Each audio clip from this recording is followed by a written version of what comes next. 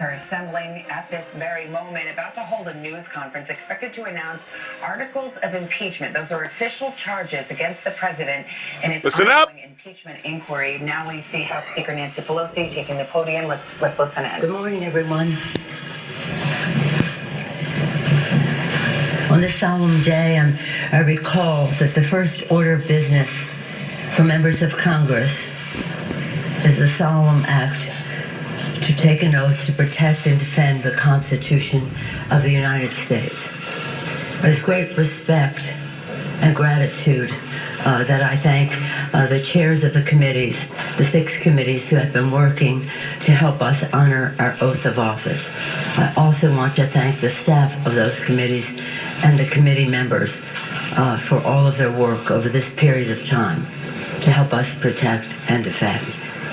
I want to thank the chairman of the Judiciary Committee, Mr. Nadler, the chair of the Intelligence Committee, Mr. Schiff, chair of the Ways and Means Committee, Chairman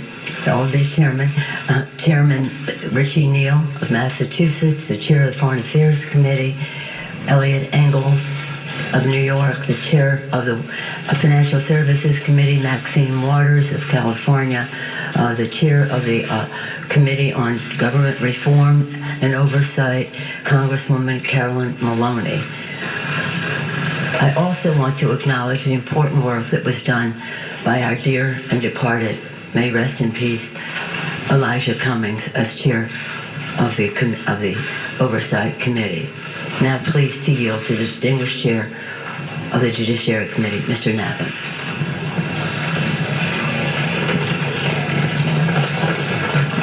Thank you, Madam Speaker.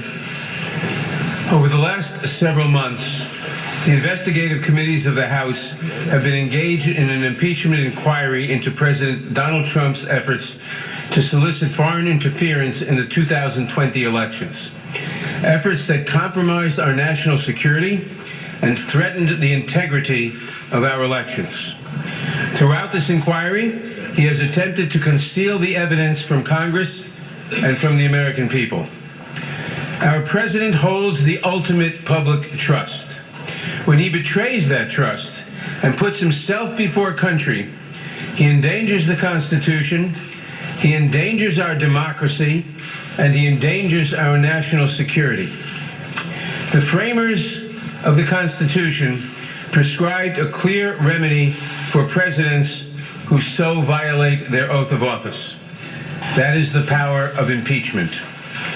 Today, in service to our duty to the Constitution and to our country, the House Committee on the Judiciary is introducing 2 articles of impeachment charging the President of the United States, Donald J. Trump, with committing high crimes and misdemeanors. The first article is for abuse of power. It is an impeachable offense for the President to exercise the powers of his public office to obtain an improper personal benefit while ignoring or injuring the national interest.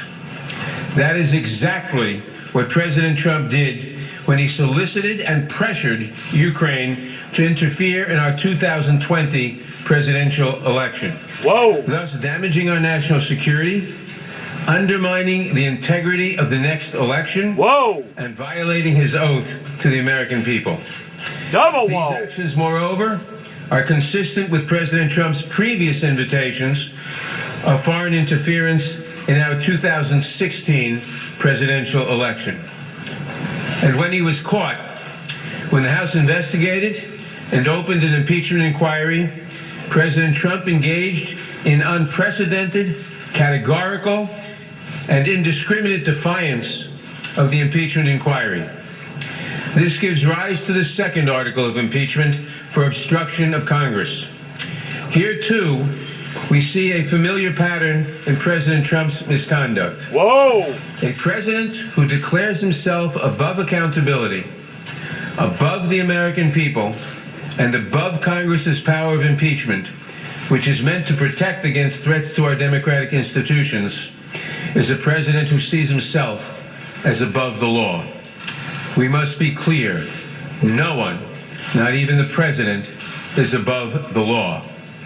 I want to recognize the great contributions of the investigative chairs, particularly Intelligence Committee Chairman Adam Schiff, Foreign Affairs Chairman Eliot Engel, Committee on Oversight and Reform's former chairman, the late Elijah Cummings, and its new chairwoman, Carolyn Maloney, Financial Services Chairwoman Maxine Waters, and Ways and Means Chairman Richard Neal, who helped lay the foundation for the articles we are introducing today. I also want to thank my Judiciary Committee colleagues who were critical in our work to hold the President accountable and in the drafting of these articles. Later this week, the Judiciary Committee will meet to consider these articles of impeachment and to make a recommendation to the full House of Representatives. We do not take this action lightly, but we have taken an oath to defend the Constitution.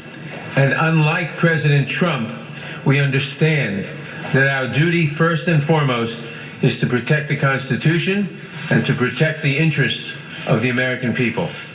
That is why we must take this solemn step today. Elections are the cornerstone of democracy and are foundational to the rule of law. But the integrity of our next election is at risk from a president who has already sought foreign interference in the 2016 and 2020 elections and who consistently puts himself above country. That is why we must act now. I want to turn now to Chairman Schiff, who will explain the evidence that supports these articles and the need for us to act with such urgency today.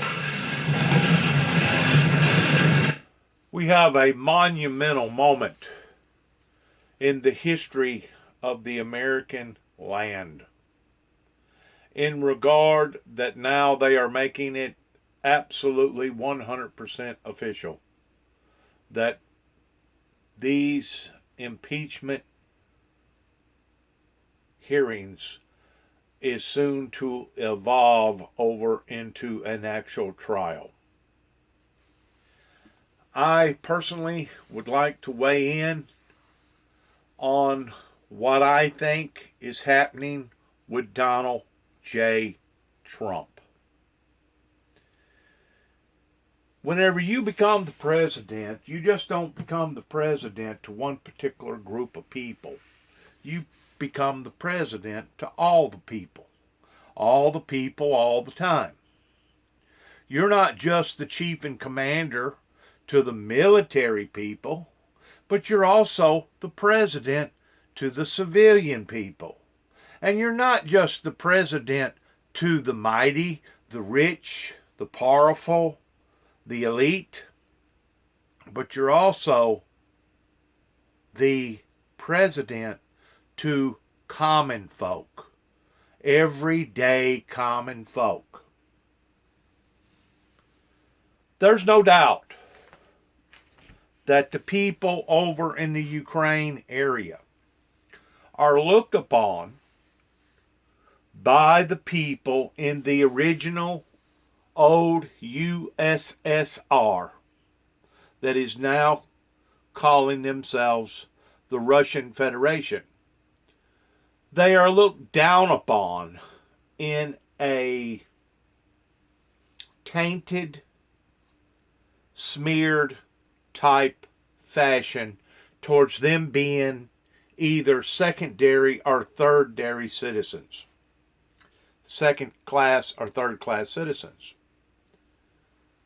The thing about the second class and the third class citizens, we have those same type of citizens right here in the United States.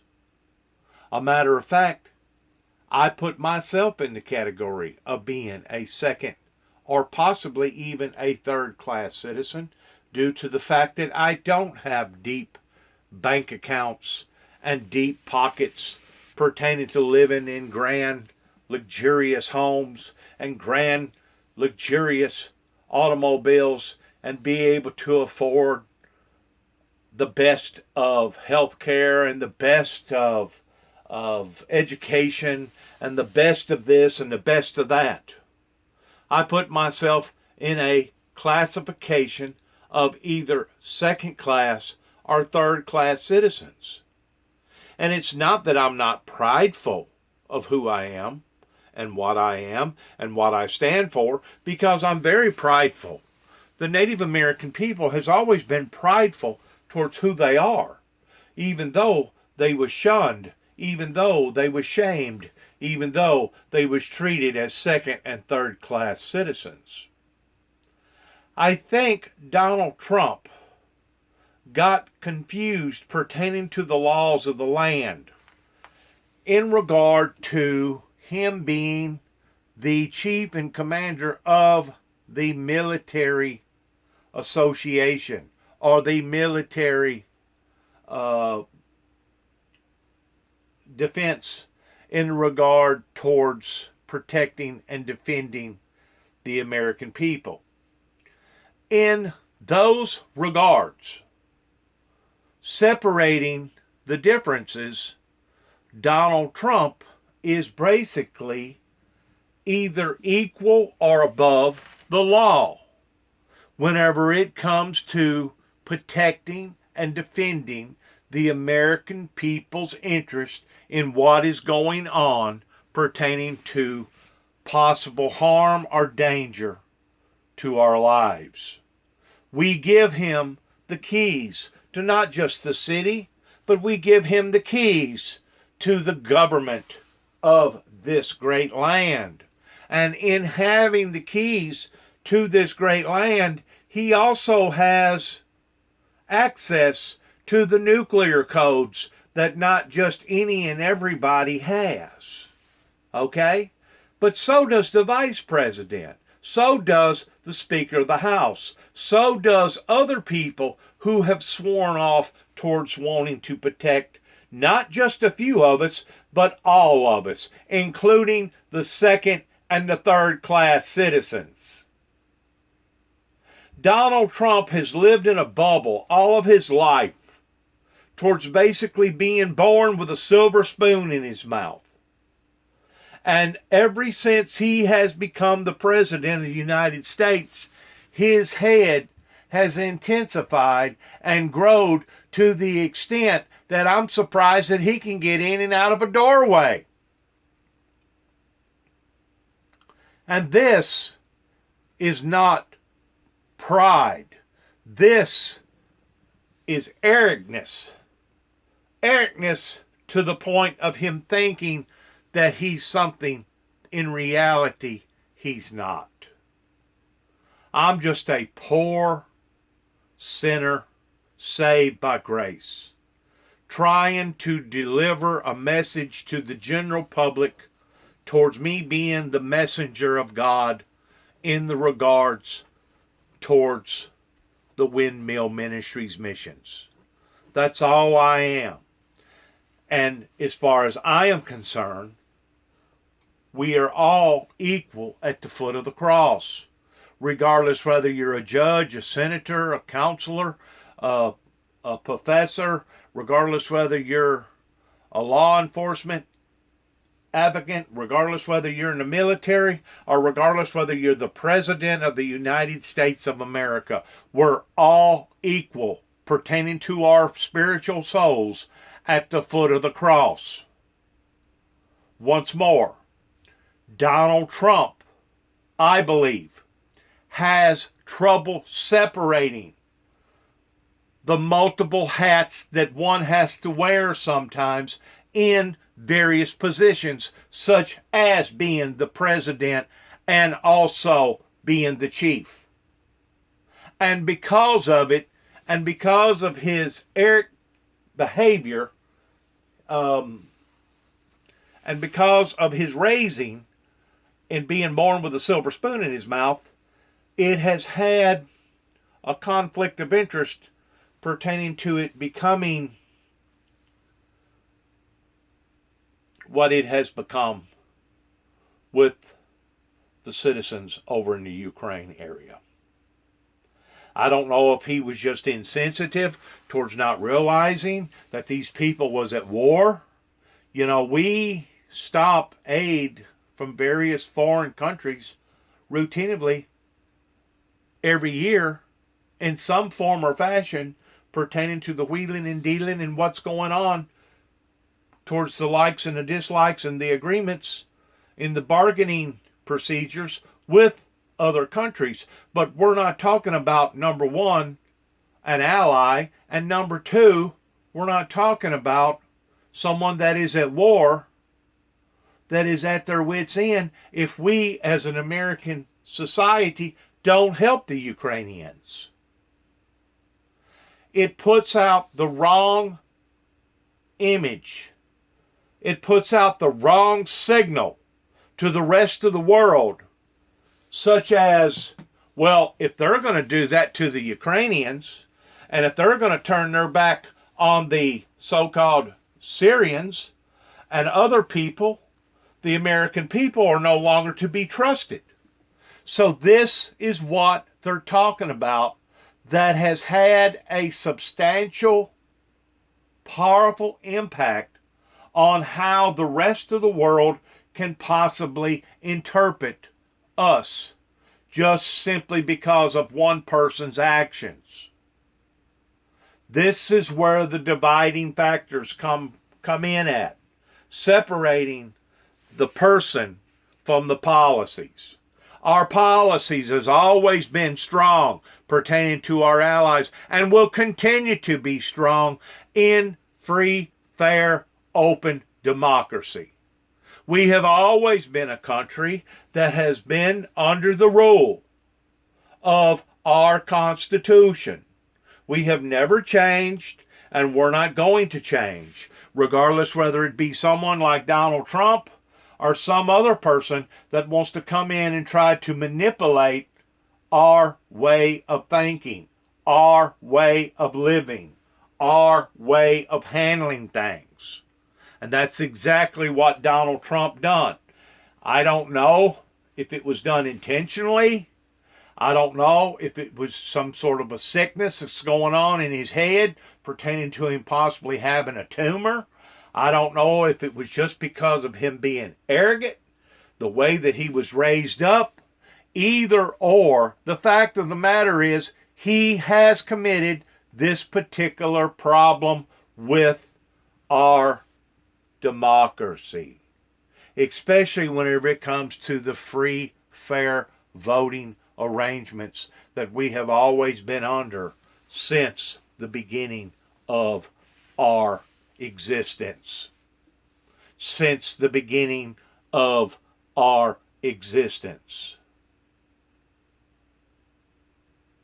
Let's listen to what he's got to say in explaining how that they come up with these particular actions. Now, once more to my viewers, just because Donald Trump has been caught with his hand in the cookie jar does not necessarily mean that Donald Trump is going to walk from his position towards being the president. Bill Clinton was caught with his hand in the cookie jar, and they allowed for him to remain in power and remain in office. I don't know if that's going to be the similar situation or not. Also, there is still a possibility, I don't know how strong of a possibility, that Rudy Giuliani, working underneath the scenes, could actually bring up legitimate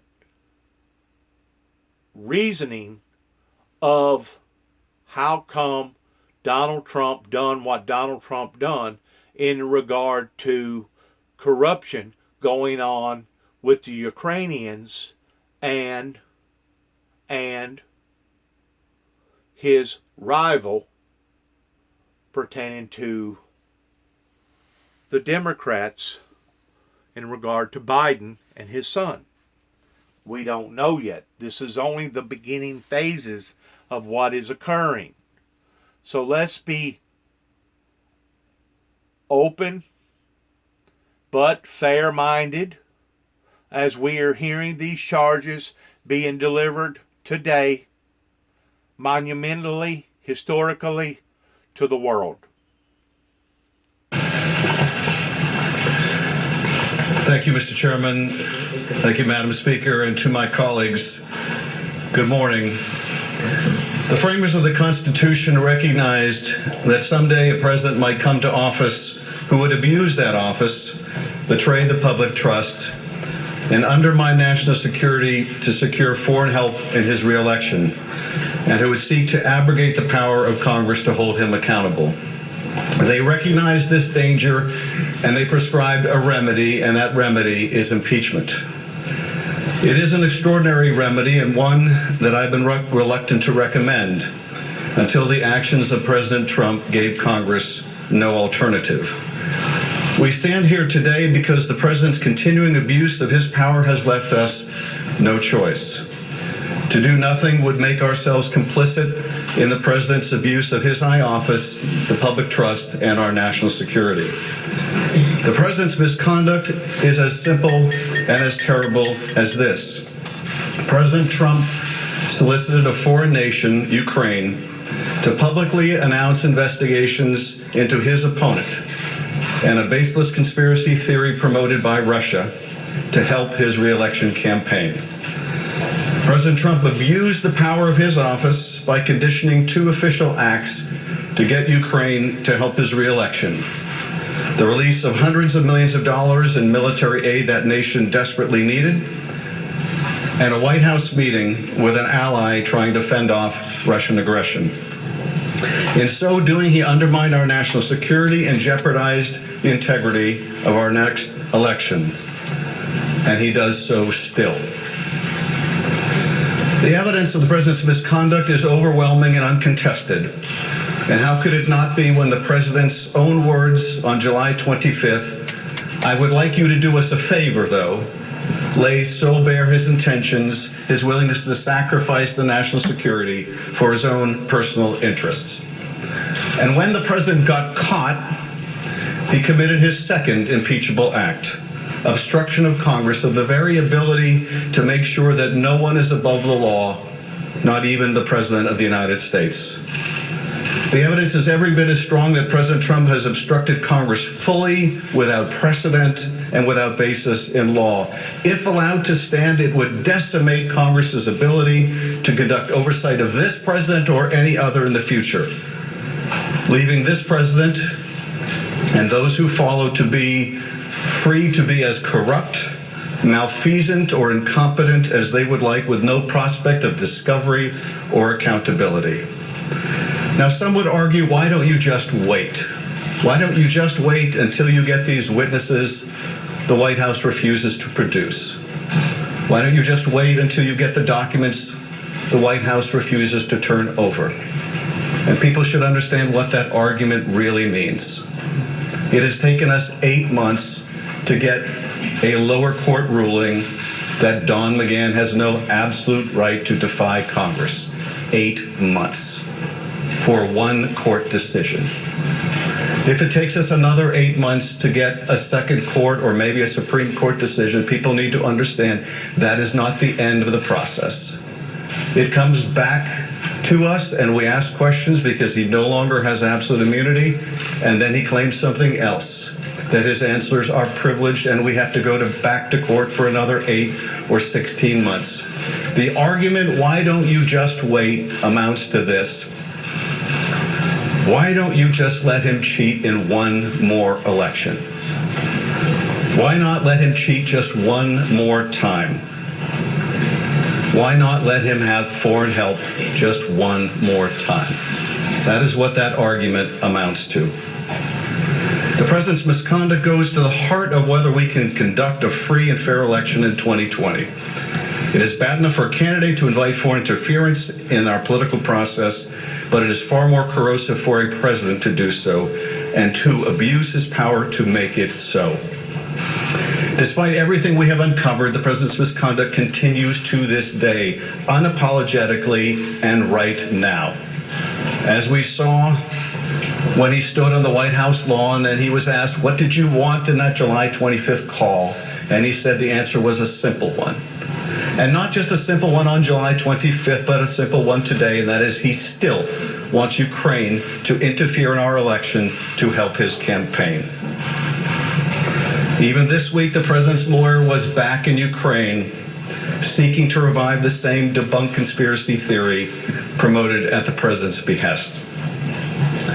Which gets to the final and most pernicious of the arguments that we have heard in the president's defense. that the president can do whatever he wants under Article 2, including get foreigners involved in our elections, and we should just, to quote the president's chief of staff, get over it.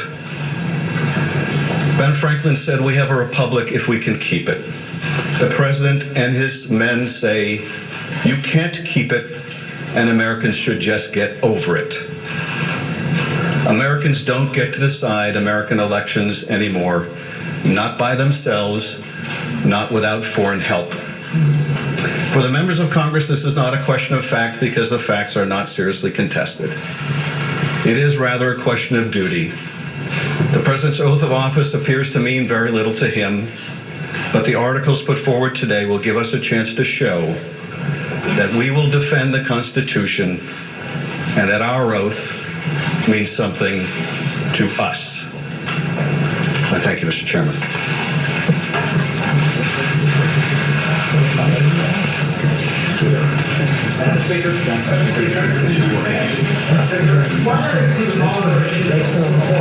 So those are the chairman of the relevant committees who have been conducting this impeachment inquiry on Capitol Hill. House Speaker Nancy Pelosi announcing that 2 articles of impeachment will be sought against President Trump, the first for abuse of power, the second for obstruction of Congress. Chairman Nadler of the Judiciary Committee saying that the evidence of obstruction was unprecedented, categorical, and indiscriminate, and alluded to a clear pattern, according to Chairman Nadler, of this kind of abuse of power at the office. The chairman of the Intelligence Committee, Adam Schiff, there laying out the case and why it is that Democrats feel they must go forward now, notably that they feel this election interference is still going on and threatens the 2020 election itself. Let me go to NBC's Jeff Bennett, who covers Capitol Hill, and let's just talk practical matters at the top here, Jeff. First of all, it sounded like Nadler, the Judiciary Chairman, was saying that the House Judiciary would consider these 2 articles of impeachment, which is essentially the charges against the president, this week and vote on them as early as this week. Then it would go to a full House vote. Question is, does Nancy Pelosi have the votes to pass them? Well, she certainly has the Democratic vote, it appears, Savannah, but not the Republican, right? I mean, we expect that this vote, once it reaches the House floor, will split along party lines. And that is not the ideal scenario that the House Speaker had envisioned when she embraced this impeachment inquiry back in September. But to your point, you did hear Chairman Jerry Nadler, chairman of the Judiciary Committee, put the case for impeachment in stark and urgent terms. He said that President Trump endangers the democracy. He said that he undercut national security with his Ukraine dealings and that he threatens the integrity of the elections. And so these 2 articles of impeachment are connected directly to the Democratic theory of the case, that President Trump, they say, abused his power when he pressured Ukraine to open investigations into his political rival that would be politically and personally beneficial for President Trump himself. And Democrats further say that he obstructed Congress by blocking Democrats' access to key witnesses and evidence. So yes, we do expect that the committee will continue drafting these articles, vote on them potentially as early as Thursday. That kicks it over to the House next week to have essentially that the House move articles of impeachment off the floor to the Senate by the end of the year, which had been their goal for some months now. All right. And I want to weigh in one more time, because this obviously isn't going to be as long as what all these hearings and testimonies has been about. As of right now, I personally feel like that these events that Donald Trump has embarked upon is in fact impeachable offenses. As of right now. And unless his attorney, his personal attorney, can come up with some concrete, sound proof of why he ever done this pertaining to the Ukrainians, I'm going to continue to believe the way that I believe, that as of right now, this man deserves to be impeached. It's sad. This is a sad moment in our democracy towards having to resort to something like this. It's almost as bad as the assassination of JFK. If you look at the size of the dynamics and how that he was removed from his seat versus removing a president legally through the proceedings that they're taking, there's not too much difference in actually removing a president, other than one is done in a barbaric, cruel, evil, demonic, mean way, and this way towards removing a president is more of a 21st century civilized democracy type way. Never would I ever embark upon the ideal of having any president ever assassinated for any reason, unless he was killing off the population with nuclear bombs, and that was the only way of stopping him, which basically resorts into the same frame of mind of how come we done what we done pertaining to stopping Hitler. Once it had reached that level with Hitler, then was whenever we done what we done in stopping Hitler. And we have never, and hopefully we will never have any type of a president that will come close to a tyrant such as Hitler, being part of the Aryan race that thought that he was above and beyond all the rest of the general population of the world, towards being able to rule society in a mean, cruel, evil, demonic way. He was a form of the Antichrist, is exactly who and what Hitler was. And there's been other leaders that have stood up that have imposed such of a threat to society of being basically a form of a Antichrist. Hopefully, and I pray every day for Donald Trump and our country, hopefully this country will never ever have anybody even remotely close to that. Once more, this is a monumental historical moment for the American people in our history as a democracy of free, fair, open elections that does not desire, nor will never desire, the influence of other countries trying to be persuasive in one form or the other in our way of life. So that brings us to the White House and Kristen Welker, who's on duty there. And we heard Adam Schiff, the intelligence chairman, kind of look to rebut some of the arguments that had been put out there, one of which is that the House Democrats are rushing this and should wait to see if they can get the testimony of other witnesses who, of course, have the White House has blocked from testifying. They're saying they're not going to let the president run out the clock. They're going forward. So it looks like we're headed toward a Senate trial. What is the preparation that's going on at the White House? It looks that way, Savannah, and I can tell you that that is the key focus here at the White House, preparing for the Senate trial, preparing to participate. As you note, the White House stonewalled and refused to allow officials to testify in the House proceedings that have been underway over the past several weeks. I can tell you, based on my conversations with administration officials, they have been monitoring the developments this morning quite closely, so we anticipate we'll get some type of reaction action from President Trump, from the administration in short order. But the administration has been girding for this moment, Savannah. President Trump has been tweeting throughout the weekend, 99 tweets, including one today. Let me read you. He said to impeach a president who has proven through results, including producing perhaps the strongest economy in our country's history, to have one of the most successful presidencies ever, and most importantly, who has done nothing wrong, is sheer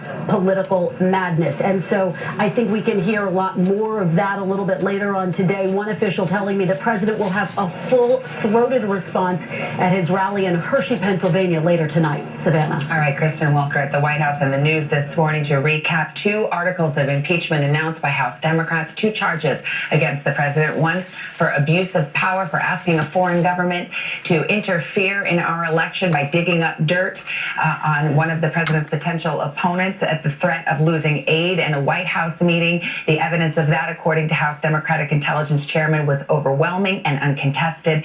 And the second article of impeachment for obstruction of Congress for what the other chairman of the Judiciary, Jerry Nadler, called indiscriminate obstruction by blocking witnesses and testimony. The first votes on these expected later this week. We're going to have a lot more on NBCNews.com and MSNBC, of course, tonight on NBC Nightly News.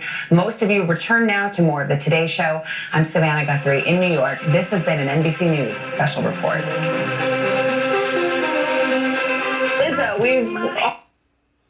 Sad. Extremely, extremely sad. If there's ever been a time that we needed to pray for each other and pray for our great nation and pray for the problems that we're going to have to face in the next few months, in the next few years, I truly believe that it is today that we truly need to become united and not divided. Shalom.